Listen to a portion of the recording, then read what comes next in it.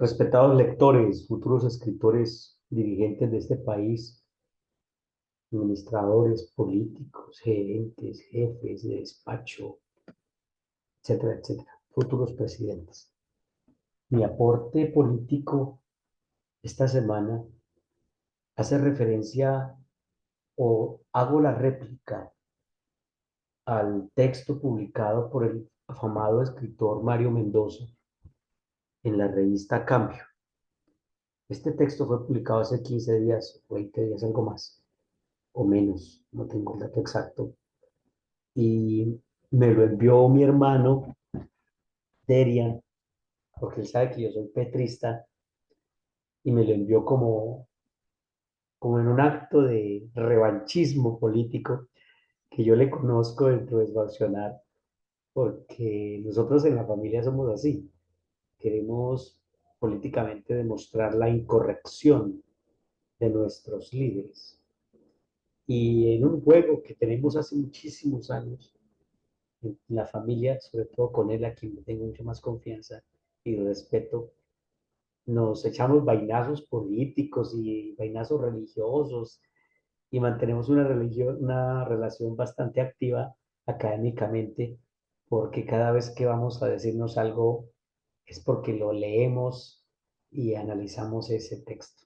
Le agradezco a mi hermano por su paciencia, por aguantarme. Le agradezco a mi hermano también por haberme pasado esa noticia que no la conocía. Y pues ahí le va la respuesta a mi hermano y tanto a mi hermano como al escritor Mario Mendoza y como apoyo a mi presidente Gustavo Petro. El Petro de Mendoza, del blanco al negro, réplica. No voy a leer la totalidad del texto porque son 7 hojas y creo que me sobrepasaría de los 10 minutos o 15 minutos reglamentarios, pero voy a tratar como de ser un poco más sucinto porque el escritor en determinado momento hace una percepción, una lectura diferente de Gustavo Petro. Le digo, respetado escritor, antes de iniciar este texto, que pretende acaso ser una réplica al artículo que usted escribió para la revista Cambio, debo aclarar que mis intenciones están totalmente subyugadas por la profunda admiración que le profeso. Aunque de hecho no he podido leer sino 4 de sus obras, tengo que decir que son trabajos magistrales, pese a que no me gustan sus finales demasiado lacónicos y predecibles para mi gusto. Pero este no es el objetivo a seguir. De igual manera debo advertir que mi aprecio y admiración por el presidente Gustavo Petro fue lo que me obligó a intentar replicarlo.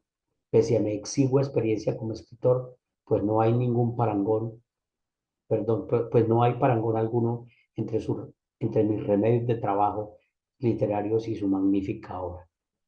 Su texto, al cual citaré sin esclavizantes ataduras de las normas APA, de no sé dónde cuántas generaciones de servidumbre bajo la tiranía de académicos críticos que imponen normas cada vez más intrincadas, las cuales tenemos que soportar, quizá con el deseo de tener la creación literaria y aletargar paraísos perdidos, y así obligar a escritores y lectores a sujetarse a algo inferior que a las llamadas palabras. Yo solo abriré comillas para hacer referencia a su texto, su trabajo de opinión desde mi punto de vista, el cual, igual que el suyo, está basado en mis pasiones más que en factos, tiene algunas fallas de perspectiva y se centra en repetir casi al dedillo la cantinela de medios, todos al servicio de los intereses de unos pocos. Es probable que este artículo suyo haya sido motivado por la obligación de hacer apología a esa misma forma de periodismo que, pese a lo que usted argumenta, no es libre, sino que responde a los intereses de quienes durante años han ostentado el poder, han esquilmado el erario y la credibilidad en la democracia, hasta el punto que, al igual que usted, todo el mundo hace joche con todos los marranos, sin diferenciar que cada cual se reviste de características particulares. El escritor critica al, a los primeros nombramientos que hizo el señor presidente en su núcleo más cercano, que son los ministerios. Y obviamente esos nombramientos corresponden a la fidelidad que el presidente tiene a su proyecto político. Y su proyecto político, aun cuando desde mi perspectiva personal es un error garrafal pretender gobernar con los mismos que venían gobernando hace 20 años y darle la oportunidad de seguir en el poder. Para el señor presidente es muy importante que todas las fuerzas políticas vivas del país puedan participar del Estado en el gran pacto histórico. Pero al parecer esa perspectiva utópica de su relación con el otro es lo que lo ha llevado a cometer los errores de tener algunos funcionarios que definitivamente han cometido crasos errores. Haber nombrado ministros que en lugar de preocuparse por defender su cartera, tal como el ministro Gaviria en Educación, se preocupaban más por criticar las otras carteras como en un acto de meter la trabadilla, poner talanquera para que la rueda no gire, pero que en ese acto subyacen más bien intereses personales de Gaviria, de López y de otros ministros que se interpusieron paradójicamente a las reformas propuestas por el presidente Petro. ¿Qué sucede? ¿Qué es lo que pasa? Es que uno en el núcleo o en el núcleo más cercano como persona o como presidente, uno debe tener personas de mucha confianza a quienes se les da no solamente el cargo a seguir con los lineamientos generales, sino que también se les otorga un nivel grandísimo de lealtad y que uno espera, o esperaría yo que el presidente también esté pensando lo mismo, que esas personas a quienes se les está dando dicha y tan alta responsabilidad sean leales mínimamente.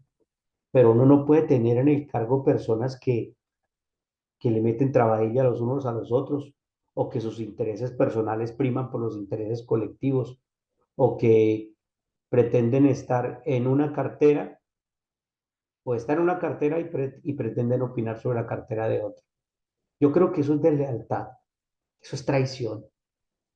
Decía Sartre, la traición es el único delito relegado a los bastardos, porque ¿qué más se esperaba de ellos? Y pues obvio, eso es traición porque se supone que si usted es amigo mío y está en un cargo de tan relevante importancia, usted me debe decir las cosas es a mí, que soy el presidente y su amigo, que lo tiene en esa posición. Pero si usted sale y se acomoda y se acolincha con otros de su mismo nivel para criticarme a mí, lo más lógico es que usted tiene que ir del cargo. Y entonces el escritor critica la salida de López, de Gaviria y de otros ministros que él tuvo que tomar la decisión de sacarlos con justa razón. No podemos tener a nuestro lado a alguien que nos está traicionando. Otro acápite bastante fuerte que tiene el escritor en su texto es la andanada de epítetos denigrantes y desobligantes que hace de nuestro señor presidente, de llamarlo narcisista, esquizofrénico, entre otras cosas, pasó de lo claro a lo oscuro. Porque yo estoy altamente convencido que, primero que todo, para hacer un diagnóstico psicológico o psiquiátrico que pretende hacer el escritor, se debe tener mínimo unas condiciones básicas. Mínimo tener unos conocimientos adquiridos a través de la profesión propia de la salud, en este caso sería la psicología, la psiquiatría. Pero el escritor Mario Mendoza, con todo respeto, no tiene ese título universitario. Pese a todo lo que yo busqué en la red, él figura solamente como eh, narrador, como escritor, como eh, estudioso de la literatura, pero psicólogo y psiquiatra no.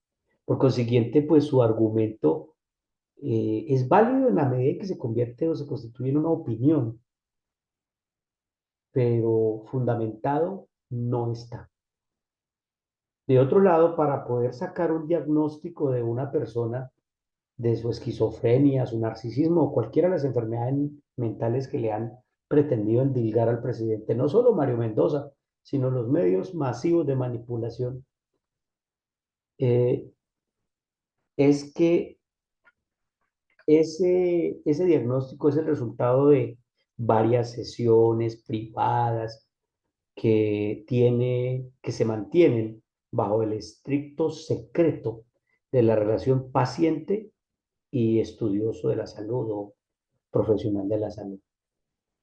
Sin embargo, tampoco vi en lo que pude leer antes de responderle al escritor que el señor Mario Mendoza se haya reunido con el señor presidente y hayan conversado durante largas horas sobre la psicología y sobre los psiquis y los problemas psicológicos del señor presidente. Uno, no tiene el título y dos, no se ha reunido en varias sesiones para tratar de sacar un diagnóstico. Yo me imagino que ese diagnóstico, y lo afirmo en el texto, ese diagnóstico que hace el escritor está basado en sus vastos conocimientos sobre la estructura del pensamiento humano que él ha demostrado en la conformación de sus personajes novelescos. Y esos conocimientos que tiene sobre la psiquis humana los pone de manifiesto en sus personajes, sobre todo en aquel de la melancolía de los feos, un suicida inexorable que muere de melancolía por el mar y que tiene una serie de cambios psicológicos, formándose, estructurando como un monstruo, como un gran héroe novelesco, pero son personajes novelescos, no son personajes de la vida real. Los personajes de la vida real son como el doctor Gustavo Petro, personajes, personas que tenemos errores, contradicciones, aciertos y muchos desaciertos, porque nadie puede ir por el mundo diciendo que todo lo que ha tenido son aciertos. Más bien creo que ha sido un acierto por cada 10 o 100 o 15.000 o 50.000 desaciertos. Lo que sucede es que las personas ven más los aciertos que los desaciertos, pero en realidad un acierto es el resultado de muchísimos errores. Me parece que en ese aspecto el escritor falla la verdad desde una perspectiva científica y falla la ética desde una perspectiva ética, moral. Uno no puede andar opinando sobre los demás sin tener el fundamento para hacerlo. Eh, yo estoy absolutamente convencido que, que de pronto esos diagnósticos eh, son producto de, no sé, de esa tendencia colombiana de mitificar a los seres humanos, a los hombres, ponerlos en un pedestal. Y que claro, cuando uno descubre que esos hombres, esos líderes, esos caudillos, no son semidioses con grandes hazañas de ir al infierno a reclamar la amada o destruir a Medusa, montar a Pegaso, matar al Minotauro, cuando uno se da cuenta que esos hombres son hombres comunes y corrientes que defecan, que se ríen, que vomitan, que lloran, entonces esa desmitificación es dolorosa y por eso comparto el dolor del escritor, porque se le cayó su mito, se le cayó su semidios o Dios, porque incluso hasta lo ubica en la posición mesiánica y dice que lo cree un Mesías, lo llama un Mesías. Y resulta que no, que Gustavo Petro, el señor presidente, es tan humano como el señor escritor, como ustedes, señores suscriptores, y como yo, terriblemente humanos. Como diría Mark Twain, peor cosa no podríamos ser. Lo que pasa es que uno, cuando observa el quehacer del doctor Gustavo Petro, tiene que entender que el vaso no está medio lleno, no está medio vacío, perdón, está medio lleno. Pero para ver el vaso medio lleno o incluso lleno, hay que mirarlo desde otra perspectiva. Hay que mirarlo desde arriba hacia abajo. Porque si tú lo miras desde abajo o lo miras desde el lado, lo ves medio vacío. Pero si lo miras desde arriba, se ve lleno o casi lleno. Ese cambio de perspectiva lo da la lectura, no la lectura solamente de las palabras, sino la lectura del mundo. Y uno, la lectura del mundo, de las personas, lo hace a través de sus acciones. Y entonces uno ve las acciones de Gustavo Petro y uno dice, pues es que el hombre es coherente. Dijo que iba a presentar una reforma a la salud en contra de las EPS, la presentó, pero no se la han aprobado. Una reforma laboral que restituya los derechos consagrados en la organización, incluso por la Organización Internacional de los Trabajadores, la OTI, y que aquí fueron conculcados por un expresidente, hoy expresidiario y, y acusado. Y claro, esa perspectiva tiene que cambiar cuando usted tiene esos conocimientos y los ata a la realidad y dice, sí, definitivamente el vaso está medio lleno porque el presidente es coherente, es lógico, pero no puede pretenderse que una persona como el Ejecutivo en Colombia pueda hacer la totalidad de las cosas cuando sabemos que sus decisiones, sus sueños de país, sus aspiraciones dependen en gran medida de las decisiones que se tomen en las otras ramas del poder. Y ya sabemos que ni las altas cortes, ni el Consejo Nacional Electoral, ni el Congreso de la República en sus mayorías quieren la presencia de Gustavo Petro, porque contradice las formas de gobernar de acumulación del poder económico que desde hace bastante tiempo se han venido dando y se han magnificado en los últimos 20 años cuando tuvimos dos presidentes que se reeligieron y uno que se religió con un fraude, con un delito que se llamó la yidis política, porque compraron esos votos. Esa es la verdad.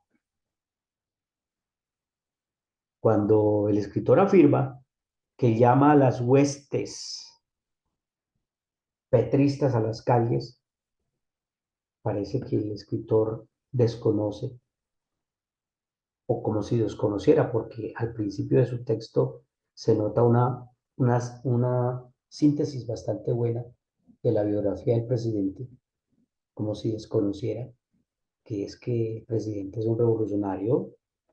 Los revolucionarios del M-19 comprendían claramente la lucha social.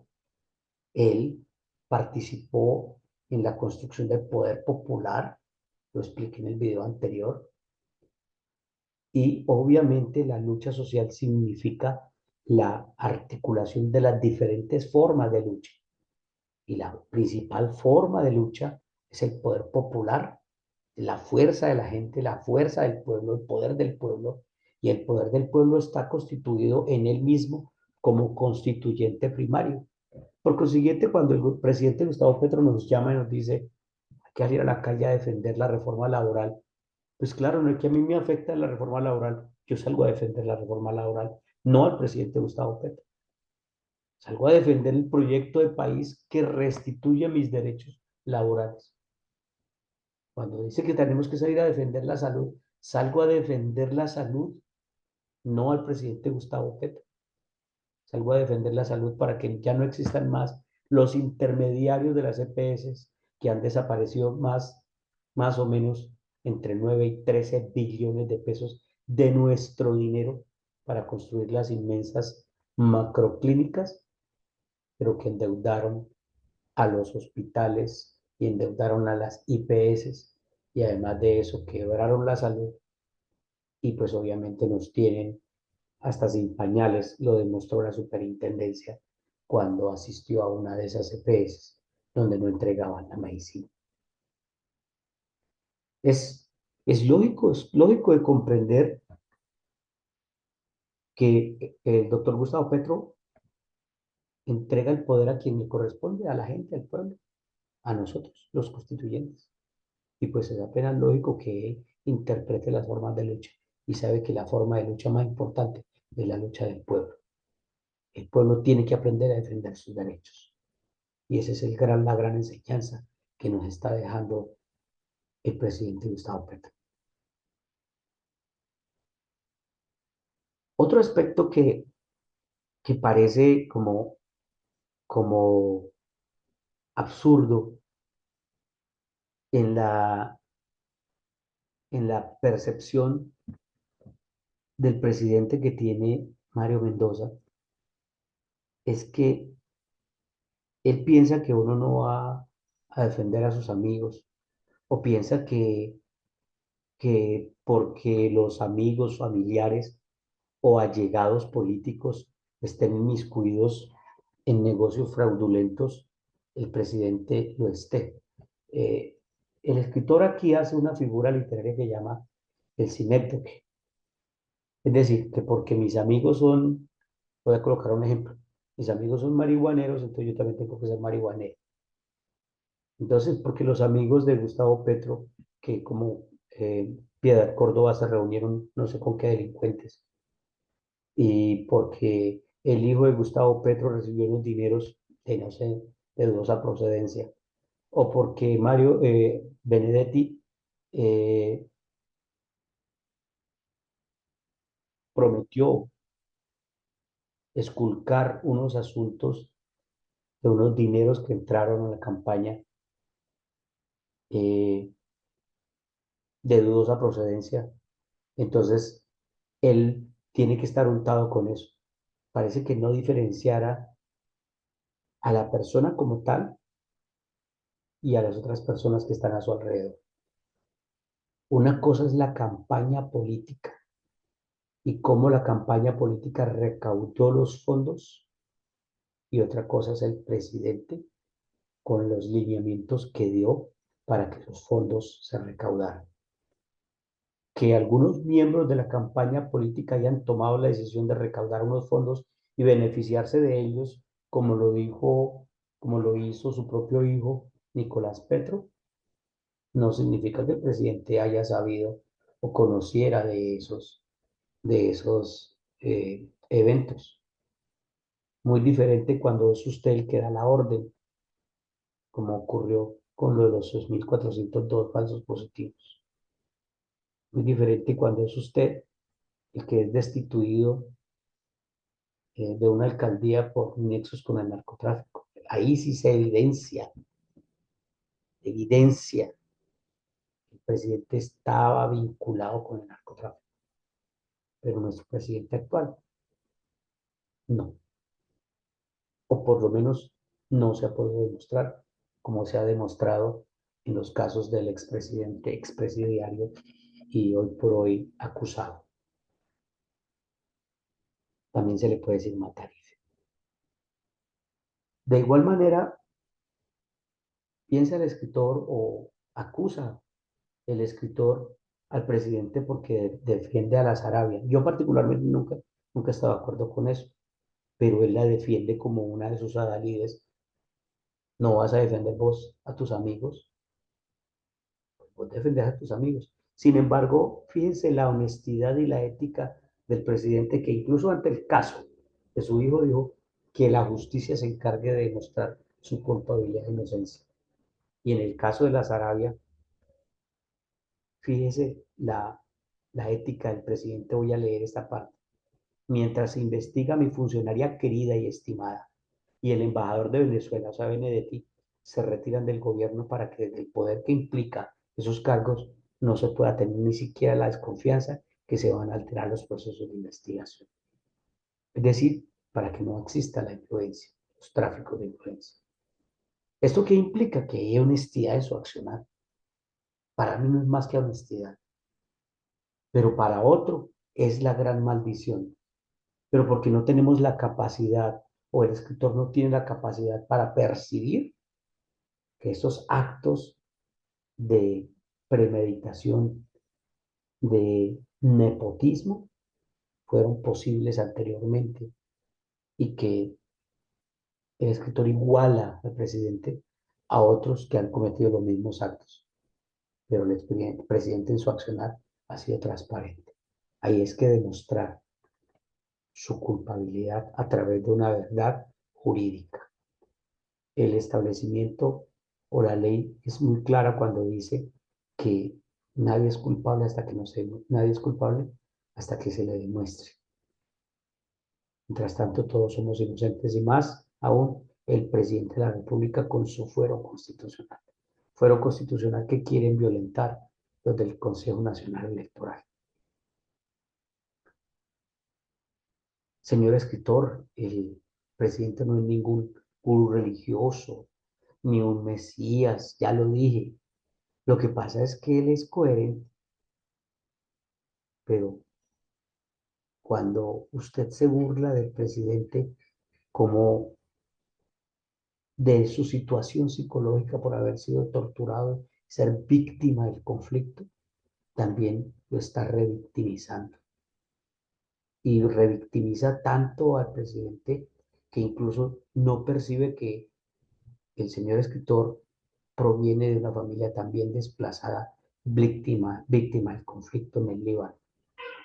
Desconocer eso, desconocer el dolor, desconocer la tristeza que produce el desplazamiento y el desarraigo, el haber sido sacado, sacado de su realidad y metido en un cuarto y ser torturado,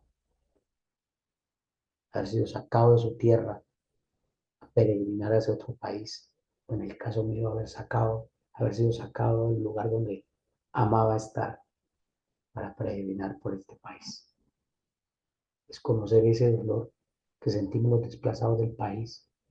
No ofende solo al presidente, sino que ofende a todos los desplazados y a todas las víctimas del conflicto. Sí, esperemos a que terminen las investigaciones.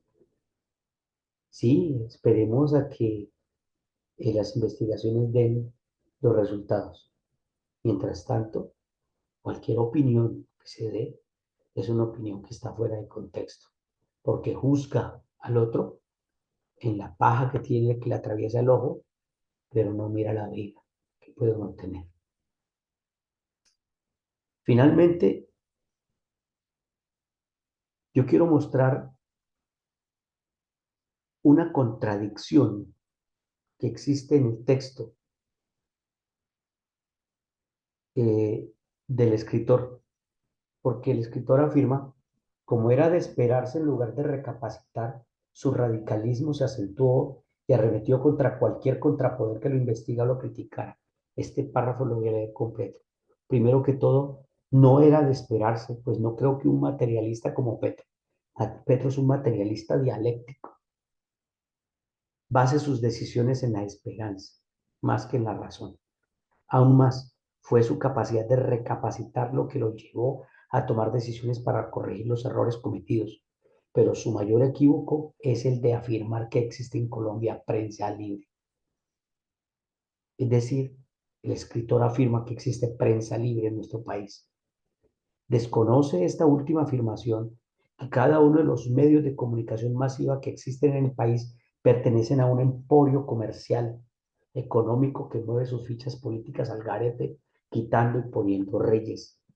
Podría suponer que esta innegable ignorancia que se evidencia en su temeraria afirmación fuera producto del desconocimiento, la falta de información o desinterés por la vida política, provocando el mismo epíteto que usaban los griegos para aquellos que en su época no se interesaban en los quehaceres del Estado. Pero en su caso no puedo suponer, señor escritor, que usted no tenga conocimiento de esto.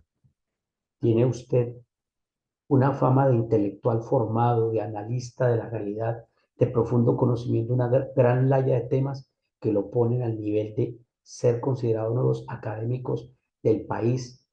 Esa forma es la que no le permite a un lector como yo comprender la estulticia de su texto, pero sí me da la tosuda certeza que lo escribió como Sartre, el médico a palos, en una tarde de tedio, en la cual sus patronos de la revista Cambio, pertenecientes a uno de los emporios mencionados arriba, lo tenían harto porque no hacía críticas en su columna al gobierno actual. Lo excuso, señor escritor, a veces uno tiene que tener contento hasta los opresores para disfrutar de la poca paz mental que le dejan sus propios demonios interiores, como lo dijo Sócrates. Yo estoy altamente convencido que este texto de Mario Mendoza fue un equívoco, fue un exabrupto, probablemente presionado por los medios, por el dueño del negocio donde él escribe. Esas prácticas que menciona eh, de diosificar a nuestro presidente son prácticas propias de la cultura real mágica de nuestro país y lo comparto, pero yo sí veo al presidente como un ser humano coherente.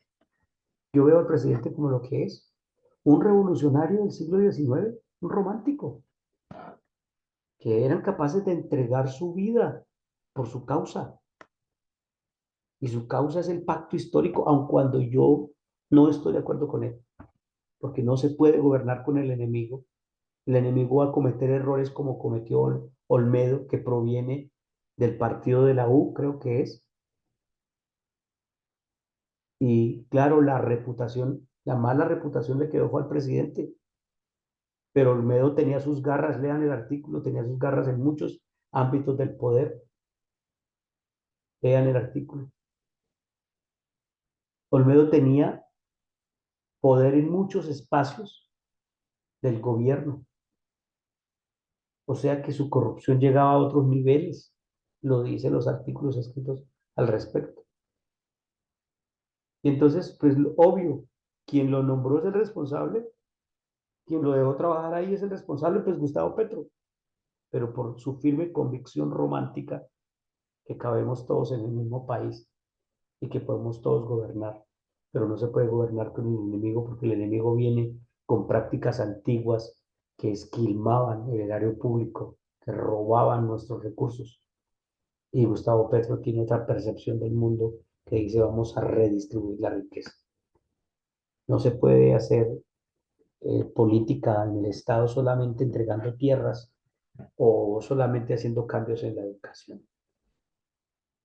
Se tiene que comprender que el principal problema de nuestro gobierno, nuestro Estado, es la corrupción y esa corrupción entró en el momento en que entró el narcotráfico a convertirse en una eh, fuente de ingresos válida para los mismos políticos. La relación que existe entre Álvaro Uribe y el narcotráfico desde cuando era responsable de la Aerocivil y le otorgó licencias a todos los pistas que ya no eran clandestinas de Pablo Escobar, demuestran que la corrupción entró en nuestro país y llegó para quedarse dentro de la cultura. Entonces, pues obvio, cuando usted ve a un Petro luchando en diferentes campos de batalla, pues usted lo que ve es a un revolucionario, un romántico del siglo XIX tratando de cambiar el mundo. Esos románticos del siglo XIX que nos dieron la independencia, como Bolívar, San Martín, todos esos. Gustavo Petro es un compendio de esa filosofía romántica revolucionaria. No es caos, no es caos lo que tenemos, no es caos lo que tenemos construido. El caos es lo que estamos tratando de organizar, porque cada uno de los poderes del Estado fue corrupto bajo estructuras nepóticas y despóticas y han hecho que nuestro sentir como colombianos y nuestra imagen como colombianos a nivel internacional queden muy por debajo de lo que se esperaba. Esa imagen de pobreza intelectual que dejó el anterior presidente, que respondía más a aspectos del fútbol sin decir, denigrar nada del fútbol, aun cuando saben que no me gusta, la incapacidad de estar a la altura de grandes académicos, ya la superamos a nivel mundial. Y Petro se constituyó en un referente cultural a nivel mundial, pese al que le pese. Por eso es que tenemos hoy la COP. Y esta semana estamos en la COP en Cali, pese a que algún periodista de mal agüero pretendió desvirtuar el gran acierto de traer al mundo para hablar de biodiversidad en quizá en el país o en uno de los países más biodiversos del mundo. Esos grandes logros son los que han puesto a Petro a hablar de genocidio en Gaza.